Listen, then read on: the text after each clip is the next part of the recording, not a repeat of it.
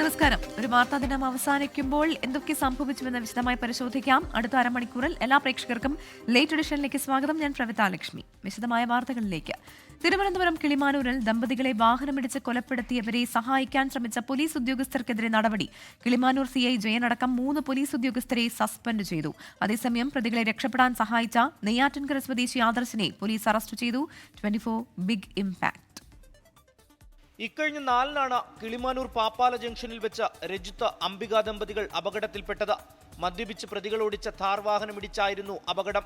അംബിക അപകടം നടന്ന 3 ദിവസത്തിന് ശേഷവും രജിത്ത് കഴിഞ്ഞ ദിവസവുമാണ് മരിച്ചത്. സംഭവവുമായി ബന്ധപ്പെട്ട ഒരു പ്രതിയെ നാട്ടുകാർ അന്നുതന്നെ പിടികൂടി പോലീസിന് നൽകിയിരുന്നു. ഇയാളെ പോലീസ് ജാമ്യം നൽകി വിട്ടയച്ചു. സംഭവ സ്ഥലത്ത് നിന്ന് ഓടി രക്ഷപ്പെട്ട 2 പേർക്കെതിരെ കിളിമാനൂർ പോലീസ് ഒരു നടപടിയും എടുത്തില്ല. സർക്കാർ ഉദ്യോഗസ്ഥരായിരുന്നതിനാൽ പോലീസ് സംരക്ഷിക്കുന്നു എന്നുള്ള ആരോപണമാണ് ഉയർന്നത്. ഇതിനിടെ പോലീസ് സ്റ്റേഷനിൽ സൂക്ഷിച്ചിരുന്ന വാഹനം കത്തിക്കാൻ ശ്രമിച്ചതും ദുരൂഹത വർദ്ധിപ്പിച്ചു. ദിവസങ്ങൾ കഴിഞ്ഞിട്ടും പ്രതികൾക്കെതിരെ യാതൊരുവിധ നടപടിയും കിളിമാനൂർ പോലീസ് എടുത്തിരുന്നില്ല. സംഭവവുമായി ബന്ധപ്പെട്ട പോലീസ് ഒത്തുകളിക്കുന്നുവെന്ന വാർത്ത 24 ആണ് പുറം ലോകത്തെത്തിച്ചത്. കുടുംബത്തിനുണ്ടായ ദുരനുഭവത്തെക്കുറിച്ചും അപകടത്തെപ്പറ്റിയും മരണത്തിനു മുമ്പ് രജിത്ത് 24-ലൂടെ കഴിഞ്ഞ 15-ന് പ്രതികരിച്ചിരുന്നു. പിന്നാലെയായിരുന്നു രജിത്തും മരണത്തിന് കീഴടങ്ങിയത്. പോലീസ് വീഴ്ചയ്ക്കെതിരെ നാട്ടുകാർ രജിത്തിന്റെ മൃതദേഹവുമായി കിളിമാനൂർ പോലീസ് സ്റ്റേഷനിലടക്കം വൻ പ്രതിഷേധം സംഘടിപ്പിച്ചിരുന്നു. പിന്നാലെയാണ് SHO B Jayan, SI Arun, grade SI Shajeem എന്നിവരെ സസ്പെൻഡ് ചെയ്തത്. ഇതിനിടെ പ്രതികളെ രക്ഷപ്പെടാൻ സഹായിച്ച നെയ്യാറ്റിൻകര സ്വദേശി ആദർശിനെ അന്വേഷണ സംഘം പിടികൂടി. 24 തിരുവനന്തപുരം.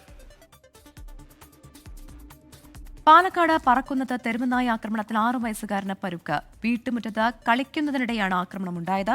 ആയിഷത്തുൽ ഷംന വിവരങ്ങളുമായി പാലക്കാട് നിന്ന് ചേരുകയാണ്. ഷംന, ഞെട്ടിക്കുന്ന സംഭവമാണ്. വീണ്ടും തെരുവുനായ ആക്രമണത്തിന്റെ വാർത്തകൾ വന്നുകൊണ്ടേയിരിക്കുന്നു. 6 വയസ്സുകാരന്റെ പരുക്ക് എത്രത്തോളം ഗുരുതരമാണ്? പ്രവിത, 6 വയസ്സുകാരനാണ് ഈ പരിക്കേറ്റിരിക്കുന്നത്. പാലക്കാട് പറക്കുന്നത്ത് മുഹമ്മദ് എന്ന കുട്ടിക്കാണ് ഇത്തരത്തിൽ പരിക്ക് പറ്റിയത്. ഈ വീട്ടുമുറ്റത്ത് കളിച്ചുകൊണ്ടിരിക്കുന്നതിനിടെ തെരുവുനായ ആക്രമണം ഏൽക്കുകയായിരുന്നു. ഇന്ന് തന്നെ പാലക്കാട് മറ്റൊരു ഭാഗത്ത്, മണ്ണാർക്കാട് ഭാഗത്തും ഒരു 15-കാരിക്ക് നേരെ തെരുവുനായ ആക്രമണം ഉണ്ടാകുന്ന ഒരു സംഭവം ഉണ്ടായി. അതും ഇത്തരത്തിൽ വീട്ടുമുറ്റത്ത്, വീടിന്റെ സിറ്റ് ഔട്ടിൽ നിൽക്കുമ്പോൾ, സ്കൂളിൽ പോവാൻ വേണ്ടി തയ്യാറായി നിൽക്കുമ്പോഴാണ് തെരുവുനായ ഓടി വന്ന് ഈ കുട്ടിയെ ആക്രമിക്കുന്നത്. അങ്ങനെ ജില്ലയുടെ വിവിധ മേഖലകളിൽ തെരുവുനായ ശല്യം ഇപ്പോൾ രൂക്ഷമാവുകയാണ്. ഈ രാവിലെ കടിയേറ്റ 15-കാരിയുടെ നില അല്പം ഗുരുതരമായിരുന്നു. ഇടതുകൈയിൽ അല്പം ആഴത്തിൽ തന്നെ മുറിവേറ്റിരുന്നു. പിന്നീട് കുട്ടിയെ ആശുപത്രിയിൽ ചികിത്സ നേടുന്ന സ്ഥിതിയാണ് ഉണ്ടായത്.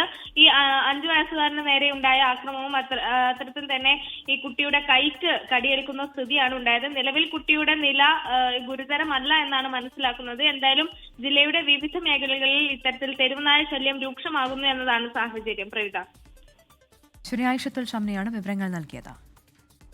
പ്രധാനമന്ത്രി നാളെ കേരളത്തിലെത്താനിരിക്കെ സാബു ജേക്കബിന്റെ 2020 NDA പാളയത്തിലെത്തിച്ച് BJP. പ്രധാനമന്ത്രി നാളെ 2020ക്ക് NDA അംഗത്വം നൽകും.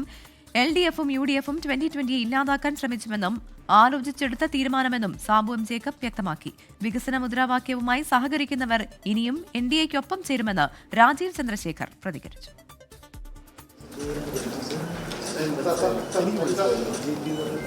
NDA മീറ്റിംഗിനിടെ സർപ്രൈസ് നീക്കമായിരുന്നു 2020യുടെ NDA പ്രവേശം. സാബുവും ജേക്കബും രാജീവ് ചന്ദ്രശേഖറും ചേർന്ന് നടത്തിയ സംയുക്ത വാർത്താ സമ്മേളനത്തിൽ 2020 NDAയിലേക്കെന്ന പ്രഖ്യാപനമെത്തി. 2020യെ നശിപ്പിക്കാൻ കഴിഞ്ഞ തദ്ദേശ സ്വയംഭരണ തെരഞ്ഞെടുപ്പിൽ 25 പാർട്ടികൾ ഒന്നിച്ചാണ് ശ്രമിച്ചത്. ഈ സാഹചര്യത്തിൽ ഒറ്റയ്ക്ക് നിന്നിട്ട് കാര്യമില്ല.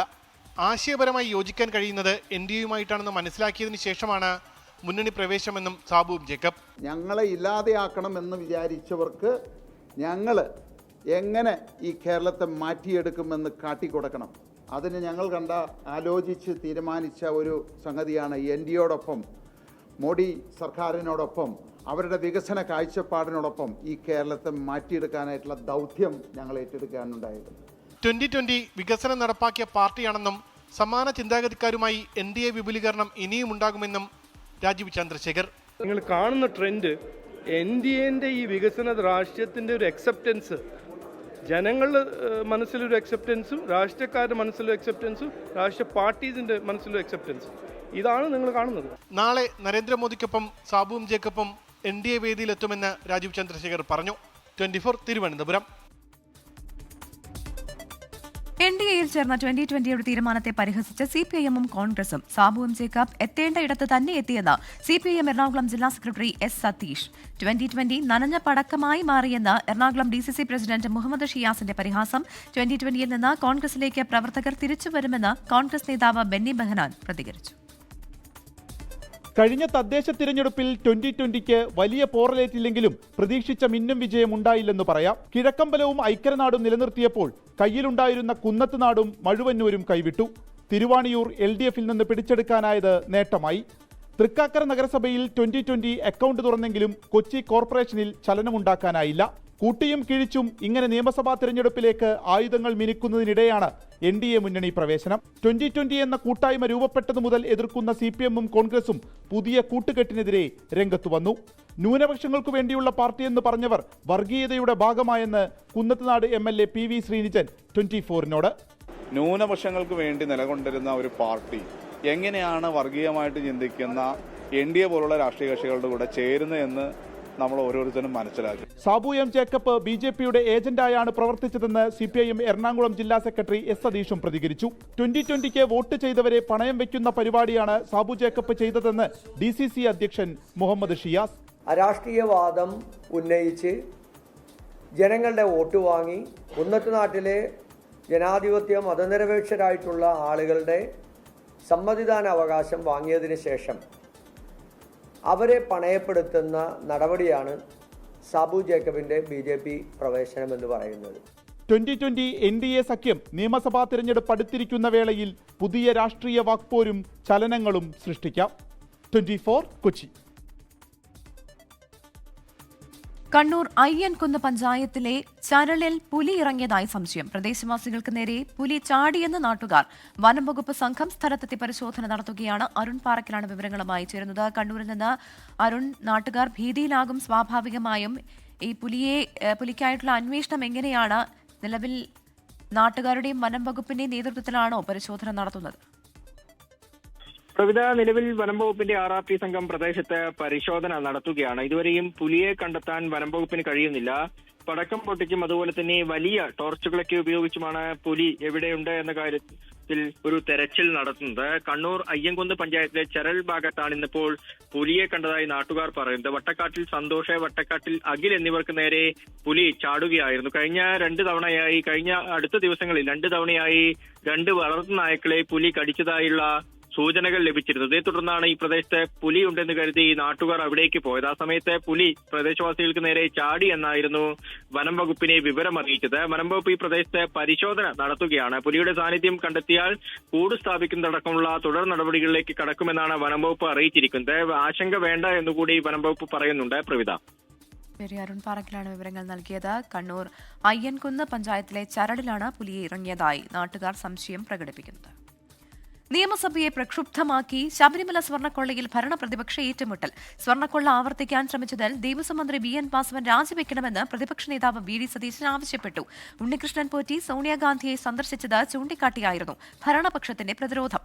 സഭ തടസ്സപ്പെടുത്താനാണ് പ്രതിപക്ഷത്തിന് ഉത്സാഹമെന്ന് മുഖ്യമന്ത്രി കുറ്റപ്പെടുത്തി. ബഹളത്തിനൊടുവിൽ പിരിഞ്ഞ സഭ ഇനി ചൊവ്വാഴ്ചയെ സമ്മേളിക്കുകയുള്ളൂ. രാജി ആവശ്യം VN വാസവൻ തള്ളി. നിയമസഭാ തെരഞ്ഞെടുപ്പിന് മുൻപുള്ള അവസാന സഭാ സമ്മേളനത്തിൽ ശബരിമല സ്വർണ്ണക്കൊള്ള ഉയർത്തി സർക്കാരിനെ പ്രതിരോധത്തിലാക്കാനായിരുന്നു പ്രതിപക്ഷത്തിന്റെ ശ്രമം. ബഹുമാനപ്പെട്ട ദേവസ്വം മന്ത്രി രാജിവെക്കണമെന്നും SIT-യുടെ മീതെ മുഖ്യമന്ത്രിയുടെ ഓഫീസിന്മേലുള്ള സമ്മർദ്ദം അവസാനിപ്പിക്കണം എന്നാവശ്യപ്പെട്ടുകൊണ്ട് ഞങ്ങൾ സമരത്തിലാണ്. നിലപാട് വ്യക്തമാക്കിയ പ്രതിപക്ഷം ബാനറുകളും പ്ലക്കാർഡുകളുമായി സഭയുടെ നടുത്തളത്തിലേക്ക് ഇറങ്ങി. നോട്ടീസ് പോലും നൽകാതെ നേരിട്ട് സഭ സമീപിക്കുന്നതിലേക്ക് പോകുന്നത് ഭീരുത്വമാണെന്നായിരുന്നു ഭരണപക്ഷത്തു നിന്നുള്ള വിമർശനം. ഭീരുത്വത്തിന്റെ ലജ്ജയില്ലാത്ത പ്രദർശനമാണ് ഇവിടെ കണ്ടുകൊണ്ടിരിക്കുന്നത്. തദ്ദേശ തെരഞ്ഞെടുപ്പിൽ തിരിച്ചടിയായ ശബരിമല വിഷയത്തിൽ ഇനി പ്രതിരോധത്തിലേക്ക് പോകരുതെന്ന് നിശ്ചയിച്ചുറപ്പിച്ചായിരുന്നു ഭരണപക്ഷം.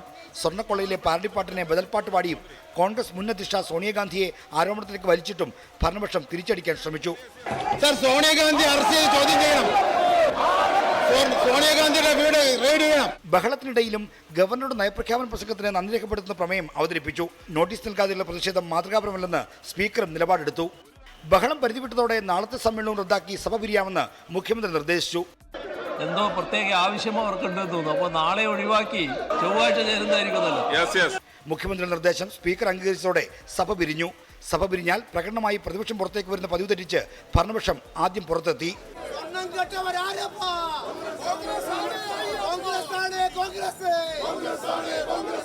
പിന്നാലെ പ്രതിപക്ഷവും സഭയ്ക്ക് പുറത്തേക്ക് വന്നു. സോണിയാഗാന്ധിക്കെതിരായ പരാമർശങ്ങളെ രൂക്ഷമായി വിമർശിച്ച പ്രതിപക്ഷ നേതാവ് സഭ അടിച്ചു തകർത്തവരിൽ നിന്ന് ജനാധിപത്യത്തിന്റെ ക്ലാസ് വേണ്ടെന്നും തിരിച്ചടിച്ചു. സമനില തെറ്റിയവരെ പോലെയാണ് രണ്ട് മന്ത്രിമാര് സംസാരിച്ചത്. സോണിയാഗാന്ധിയാണ് സ്വർണ്ണക്കേസ്. നന്ദി പ്രമേയ ചർച്ചയുടെ ആദ്യ 2 ദിവസവും വെട്ടിച്ചുരുക്കിയെ തുടർന്ന് ഇനി ചൊവ്വാഴ്ചയെ സഭ സമ്മേളിക്കൂ. 24 തിരുവനന്തപുരം. ശബരിമല സ്വർണ്ണക്കൊള്ളയിൽ അന്വേഷണം ഉന്നതരിൽ കേന്ദ്രീകരിച്ച SIT. ഉണ്ണികൃഷ്ണൻ പോറ്റിയുടെ ഫോൺ കോൾ പരിശോധനയിൽ നിർണായക വിവരങ്ങൾ SITക്ക് ലഭിച്ചു. ഇതിനിടെ റിമാൻഡിൽ കഴിയുന്ന ദേവസ്വം ബോർഡ് മുൻ പ്രസിഡന്റ് N വാസുവിന്റെ ജാമ്യാപേക്ഷ സുപ്രീം കോടതി തള്ളി. ഉണ്ണികൃഷ്ണൻ പോറ്റിയുടെ ഉന്നതതല ബന്ധങ്ങൾ കേന്ദ്രീകരിച്ചാണ് SITയുടെ അന്വേഷണം. പോറ്റിയുടെ 2 ഫോണുകളുടെ CDR SIT പരിശോധിച്ചു. ഫോൺ വിളിപ്പട്ടികയിൽ വിവിധ മേഖലകളിലുള്ള വ്യക്തികളുണ്ട്. ഇവരിൽ സ്വർണ്ണക്കൊള്ളിയുമായി ബന്ധമുള്ളവരെ കണ്ടെത്താനുള്ള പരിശോധന തുടരുന്നു. ഫോൺ വിശദാംശങ്ങൾ സൂക്ഷിച്ചിരിക്കുന്ന അന്വേഷണ ഉദ്യോഗസ്ഥൻ S ശശിധരൻ നേരിട്ടാണ്.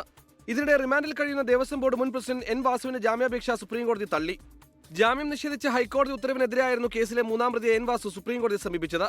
വിചാരണ കോടതിയെ സമീപിക്കാനായിരുന്നു സുപ്രീംകോടതിയുടെ നിർദ്ദേശം. കവർച്ചാ സമയത്ത് ചുമതലയുണ്ടായിരുന്ന ആളാണ് N വാസുവെന്നും ദൈവത്തെ കൊള്ളയടിച്ചില്ലേ എന്നും കോടതി പരാമർശിച്ചു. തന്ത്രി കണ്ഠരര് രാജീവരെ കൊല്ലം വിജിലൻസ് കോടതി 1 ദിവസത്തേക്ക് SIT കസ്റ്റഡിയിൽ വിട്ടു. കേസിൽ മുൻ അഡ്മിനിസ്ട്രേറ്റീവ് ഓഫീസർ B മുരാരി ബാബുവിന്റെ ജാമ്യ ഹർജിയിൽ വിജിലൻസ് കോടതി നാളെ വിധി പറയും. 24 തിരുവനന്തപുരം, കൊല്ലം.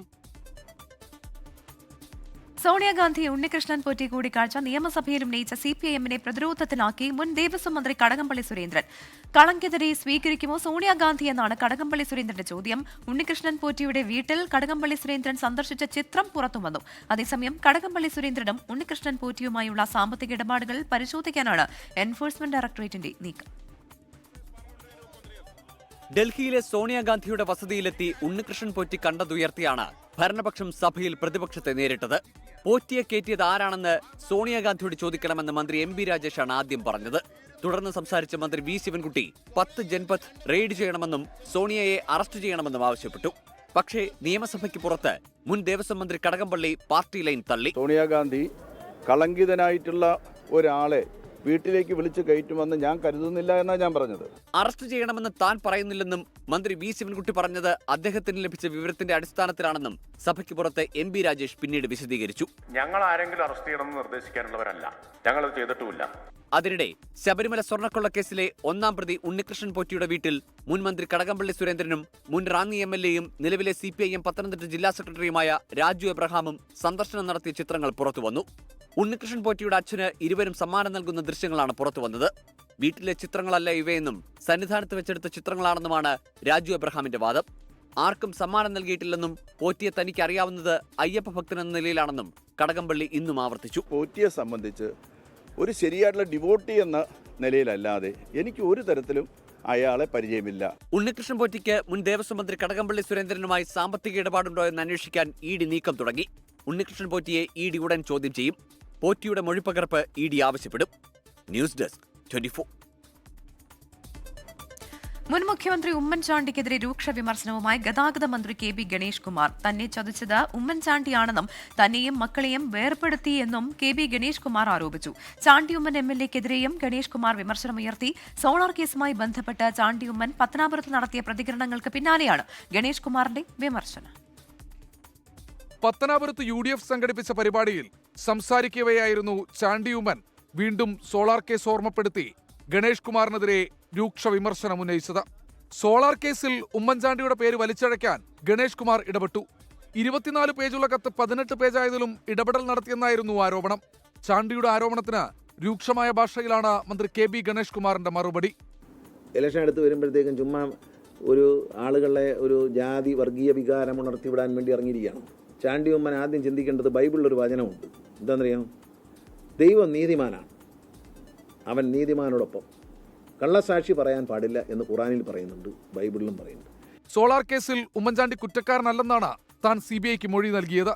എന്നാൽ കുടുംബ പ്രശ്നം പരിഹരിക്കാനെന്ന വ്യാജേനെ തന്റെ കുടുംബം ഉമ്മൻചാണ്ടി തകർത്തുവെന്നും KB ഗണേഷ് കുമാർ ആരോപിച്ചു. ഉമ്മൻചാണ്ടി എന്നെ ദ്രോഹിച്ചതിന് കുഴപ്പമൊന്നുമില്ല. എൻ്റെ കുടുംബം തകർത്ത് എൻ്റെ സർവ്വതും പിടിച്ചു വാങ്ങിച്ച് എൻ്റെ മക്കളെയും എന്നെയും വേർപെടുത്തി വിടാൻ മധ്യസ്ഥ വഹിച്ച ഉമ്മൻചാണ്ടി ആ മര്യാദകേടിന് മറുപടി പറയണ്ടേ? പറയണ്ടെന്ന് വിചാരിച്ച വായിൽ വിരലിട്ടാൽ കടിക്കാത്ത ആരുമില്ല. മേലിൽ ഇത് പറയരുത്, പറഞ്ഞാൽ ഡേഞ്ചറസ് ആയിരിക്കും. എനിക്കും പറയാനുണ്ട് ചെയ്ത ചതികളൊക്കെ. ചാണ്ടിയുമ്മൻ മിണ്ടാതിരിക്കുന്നതാണ് നല്ലതെന്നും അല്ലെങ്കിൽ എല്ലാം താൻ വിളിച്ചു പറയുമെന്നും KB ഗണേഷ് കുമാർ മുന്നറിയിപ്പ് നൽകി. 24 തിരുവനന്തപുരം. തൃശൂർ ചെങ്ങാലൂർ തിരുനാളിന്റെ പ്രദക്ഷിണത്തിലേക്ക് വീണ ഗുണ്ട് പൊട്ടിത്തെറിച്ച് 10 പേർക്ക് പരുക്ക്. സ്ത്രീകൾക്കും കുട്ടികൾക്കുമാണ് പരുക്കേറ്റത്. ചെങ്ങാലൂർ കപ്പേളയ്ക്ക് സമീപം സ്വകാര്യ വ്യക്തിയുടെ പറമ്പിൽ നടത്തിയ വെടിക്കെട്ടിനിടെയാണ് അപകടമുണ്ടായത്.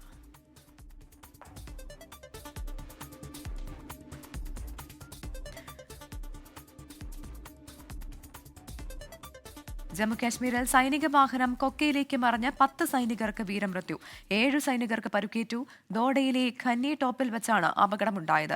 അപകടത്തിൽ ജമ്മുകാശ്മീർ ലഫ്റ്റനന്റ് ഗവർണർ ഉൾപ്പെടെയുള്ളവർ അനുശോചനം രേഖപ്പെടുത്തി. ദോഡ ജില്ലയിൽ ഇന്ന് ഉച്ചയോടെയാണ് സൈനികരുമായി സഞ്ചരിച്ച ബുള്ളറ്റ് പ്രൂഫ് വാഹനം നിയന്ത്രണം നഷ്ടപ്പെട്ട 200 അടി താഴ്ചയിലേക്ക് പതിച്ചത്. അപകടത്തിൽ 10 സൈനികർക്കാണ് ജീവൻ നഷ്ടമായത്. 7 സൈനികർക്ക് പരിക്കേറ്റു. 4 സൈനികർ സംഭവ സ്ഥലത്ത് വെച്ച് തന്നെ മരിച്ചു. ബദർവ ചമ്പ അന്തർ സംസ്ഥാന പാതയിലെ ഖന്നി ടോപ്പിൽ വച്ചായിരുന്നു അപകടം. ഡ്രൈവർക്ക് വാഹനത്തിന്റെ നിയന്ത്രണം നഷ്ടപ്പെട്ടതാണ് അപകടത്തിന് കാരണമെന്നാണ് വിലയിരുത്തൽ. കൊക്കയിലേക്ക് പതിച്ച സൈനിക വാഹനം പൂർണ്ണമായും തകർന്നു.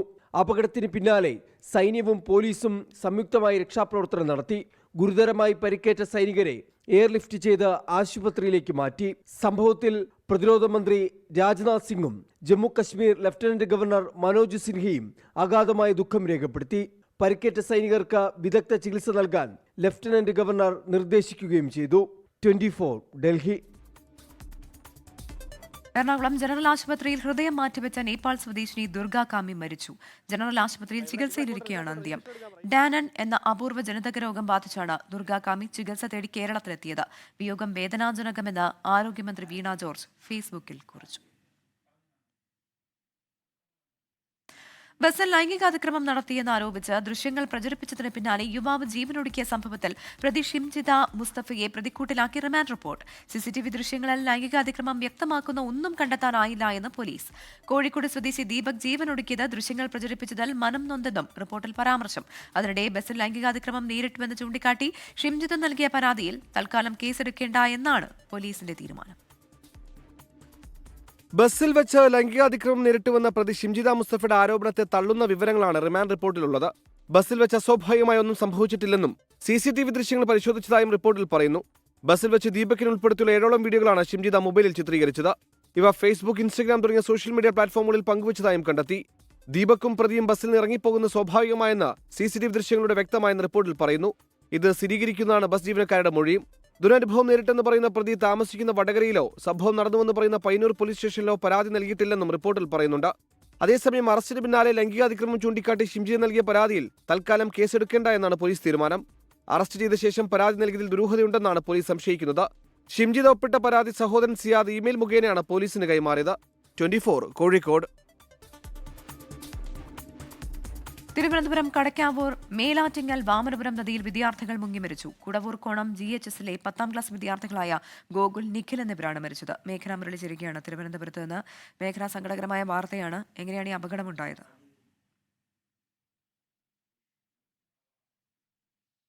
മേഘന, കേൾക്കാമോ? പ്രവിത, കടയ്ക്കാവൂർ മേലാറ്റിങ്ങൽ വാമനപുരം നദിയിലാണ് 2 വിദ്യാർത്ഥികൾ മുങ്ങി മരിച്ചത്. വൈകുന്നേരത്തോടു കൂടിയാണ് സംഭവം ഉണ്ടാകുന്നത്. ഗോകുൽ, നിഖിൽ എന്നിവരാണ് മരിച്ചത്.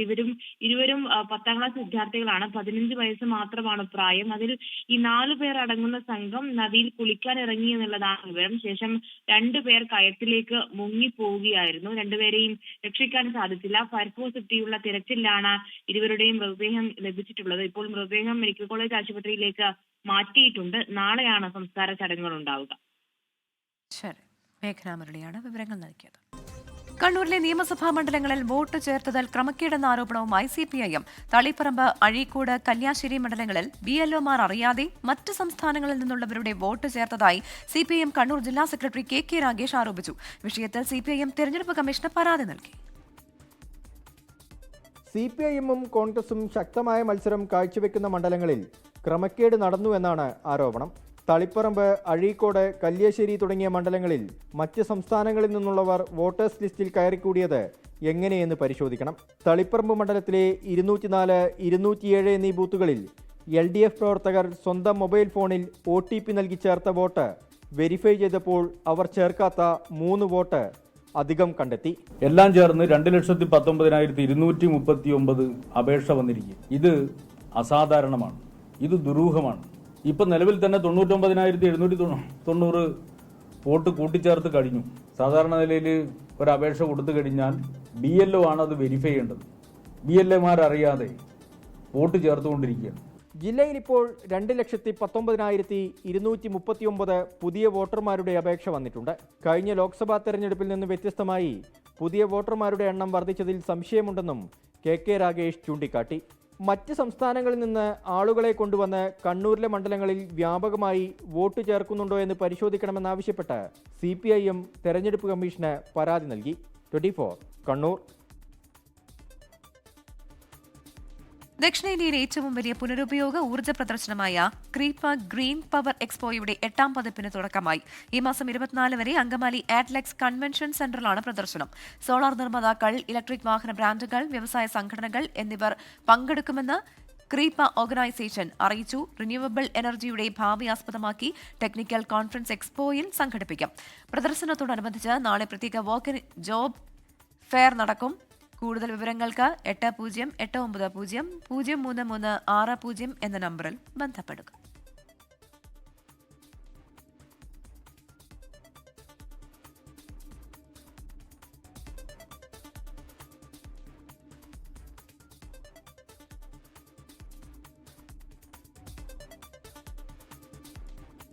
ലേറ്റ് എഡിഷൻ പൂർണ്ണമാകുന്നു. Good night.